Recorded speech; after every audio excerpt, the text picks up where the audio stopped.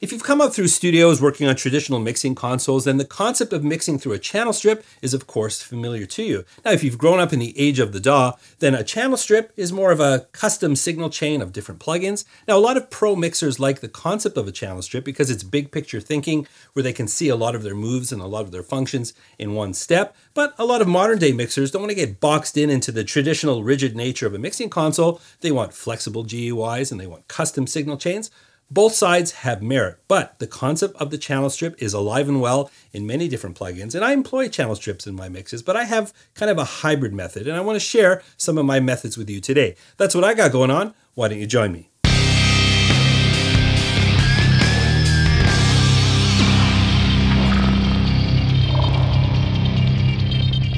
All right, so let's start with an overview of the channel strips and just look at the basic functions. Now, the idea of a channel strip is that it emulates a single strip in a mixing console. So it could be emulating existing hardware, like we've got the SSL channel strips or the Neve, this VCS one from Fuse Audio Labs. This is kind of imagined based on functionality of different consoles. The Unichannel here from United Plugins, that's sort of imagined from a number of pieces of vintage gear, and it's also interchangeable where you can mix and match the EQ section and the dynamic section. So 3 different consoles where you can mix and match different components to get different combinations of sounds and tones.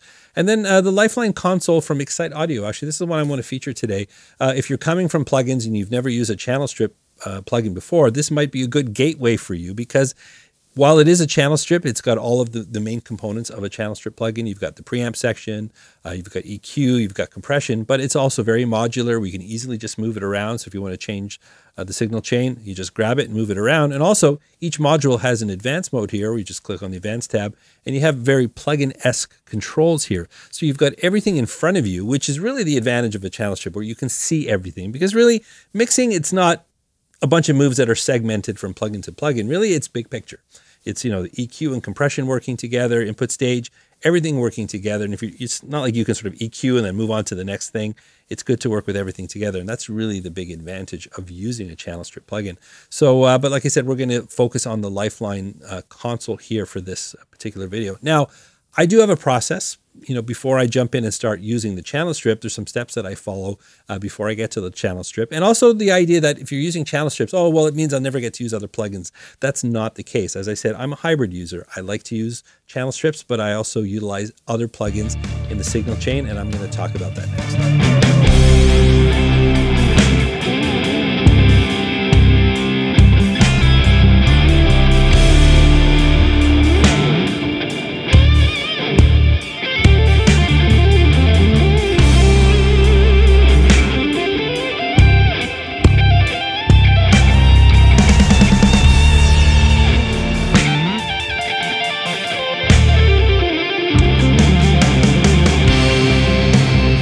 Something that's really important all throughout your mix is gain staging, proper gain staging.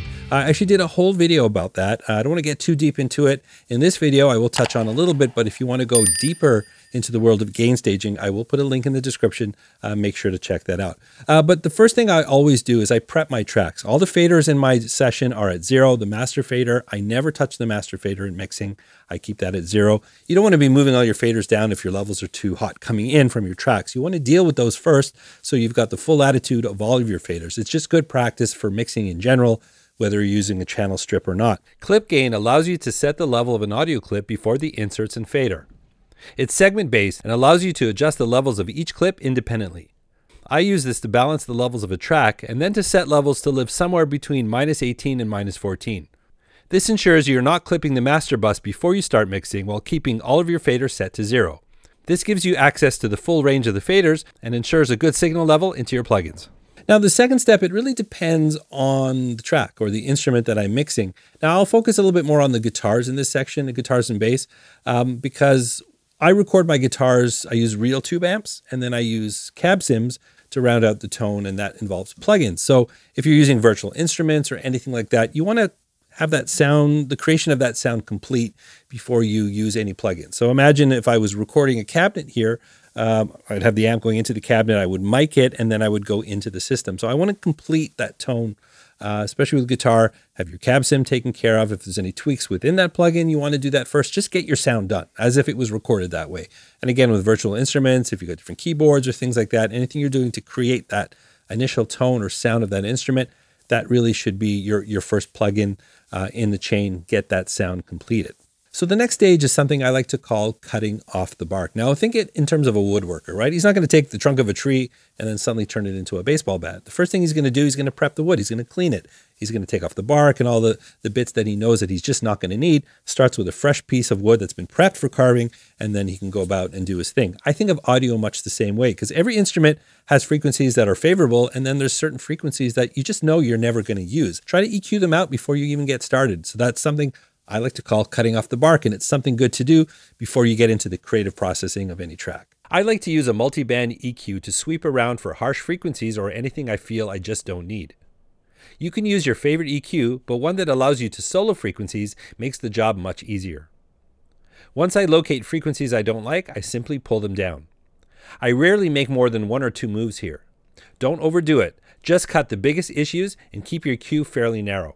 The more you practice this, the easier it is to identify things you don't like. All right, so now that we've got our track prepped and ready for mixing, we can start adding our creative plugins in essence. And I'm going to use the Lifeline Console as our channel strip for this session. I'm going to get into this a little bit deeper. I'm going to show you some track examples on how I'm using it.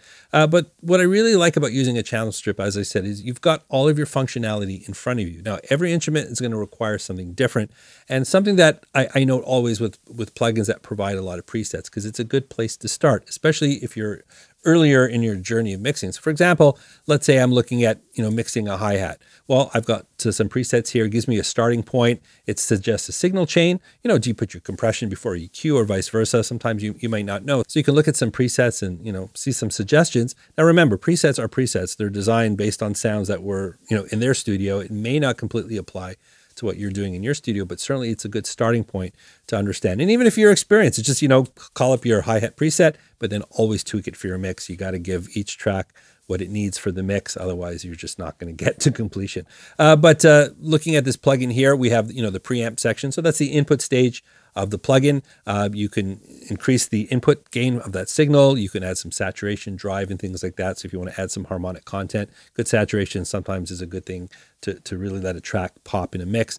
From there, we've got compression, and every one of these modules has a number of different options. For example, this compressor, we've got analog mode, we've got transparent, and a variable mode here. The EQ, again, if we just click advanced, we have 4-band parametric EQ here, so full adjustment here, and you can use the graphical interface much like you would in a plugin. So that's, like I said, it's a good hybrid channel strip. Still feels like a plugin. And then what's interesting about this particular channel strip is that we have a modulation module here, and this is all based on you got like tape effects, vinyl, cassette, things like that. A lot of cool things to play around with here. You may not need it. You can just simply turn it off. And there's a wear and tear. So again, tape effects here. So if you want to add some wear and tear to your tracks, sometimes it's warranted. You've got that option here. That's pretty unique to this particular channel strip. So again, every track is going to require something different. But again, what's really great about having a channel strip plugin like this is that all of these modules are working together. It's not like you set your compression and go on to another plugin. You can dance between them here, get it working perfectly to your ear, and give it what the track needs. And that's really what I think is the biggest advantage of a channel strip. And the last step for me is to go outside of the plugin for anything the particular channel strip I'm using doesn't deliver. Mainly any specialty or creative effects, and especially things like reverbs. I typically use sends for reverbs and share reverbs between common instruments.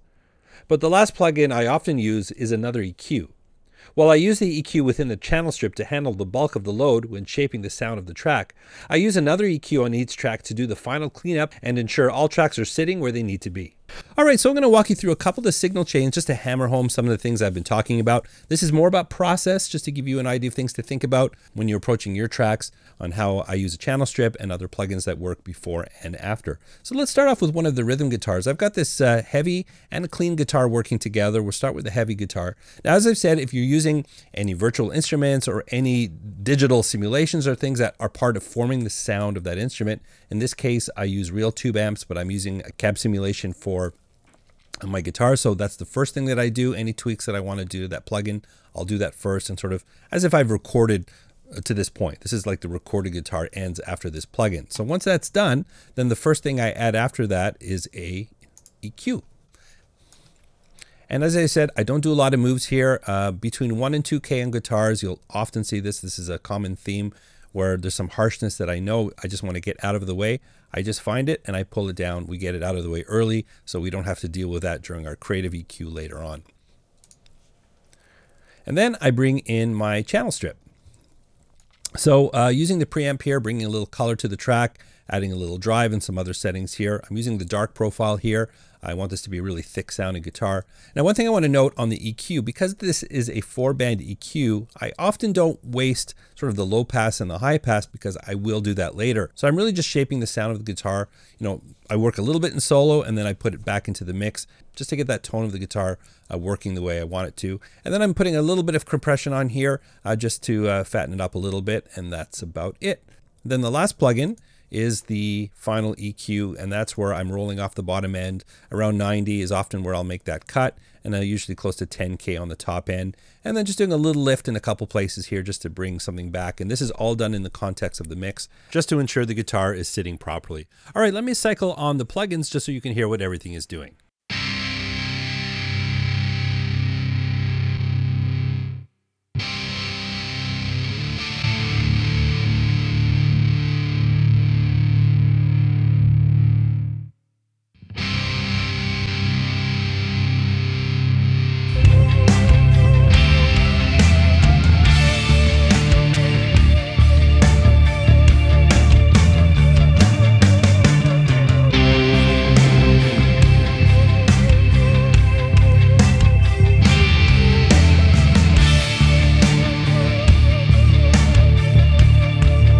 All right, let's take a look at the bass guitar. So the first stage was, as I did a lot of clip gaining here, as you can see, there's a lot of edits on the timeline. That was just cleaning it up, getting everything level.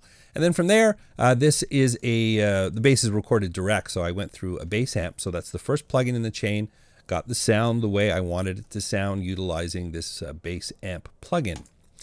And then after that, the EQ, as you will see, as I use this pretty much every track, and I'm just pulling things out that I don't need. There's a lot of string noise around here, so I located it and just pulled it down. Then we bring in the channel strip plugin. So I'm using the warm algorithm here in the preamp and quite a bit of drive here. I love a lot of saturation in my bass guitar, definitely some compression. And again, notice that I'm utilizing all 4 bands of the EQ, and I'm saving it in my roll-offs from my last EQ at the end of my signal chain. Now, something that's going to be common, and you'll see it in the last stage, and I'll open up the Pro Q3 here, is you know those cuts that I make between 1 and 2K in the guitars? Well, I use that space for my bass when I want to bring some presence and some snappiness to the top end. I'll look to fit that in somewhere in between 1 and 2K. That's where you're cutting one instrument and you're carving some space for something else. There's a good indication of that. So let me cycle through the plugins again to hear what everything is doing.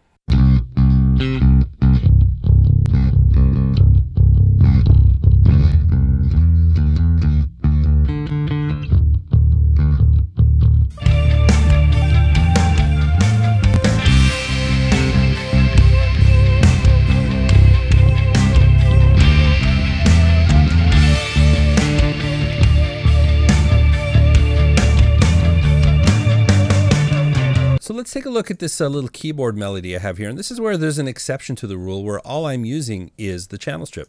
So we'll open up the Lifeline Console here. So let's just I'll turn off the plugin so you can hear it.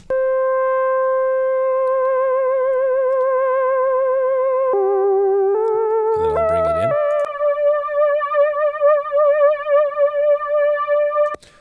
So this is an example where the channel strip is giving me everything that I need. I'm using the bright algorithm here in the preamp section, and I'm bringing quite a bit of drive into the signal.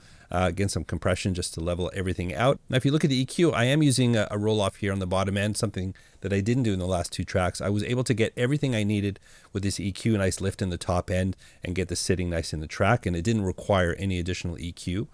And then I'm also taking advantage of the modulation and the wear here just to bring some character and some effect into the signal. I'll turn these off and then add them in so you can hear what they're doing.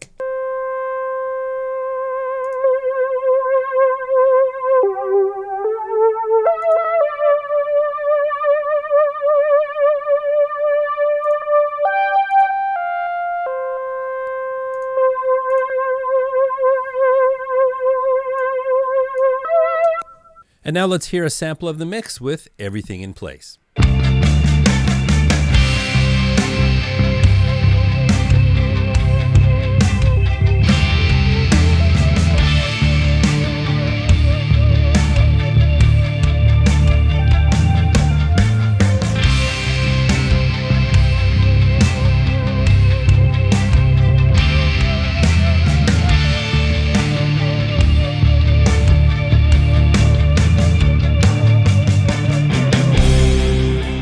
If you're intrigued by the Lifeline Console plugin and you want more, a couple of my good friends on YouTube have done reviews on it. We've got Mike at Creative Sauce, Marlon at White Noise Studio. Both of them did comprehensive reviews on the plugin, so I'll link to both of them in the description. Make sure to check them out. Well, there you have my take on channel strip plugins. I certainly hope you found that helpful. Would love to hear from you if you have any thoughts, if your own process, your own favorite channel strips. That Lifeline Console is actually pretty cool. This is not a sponsored video, but I just discovered it a couple weeks ago. So I'll put a link in the description if you want to get more information on that one. But would love to hear what channel strip you're using in your mixing.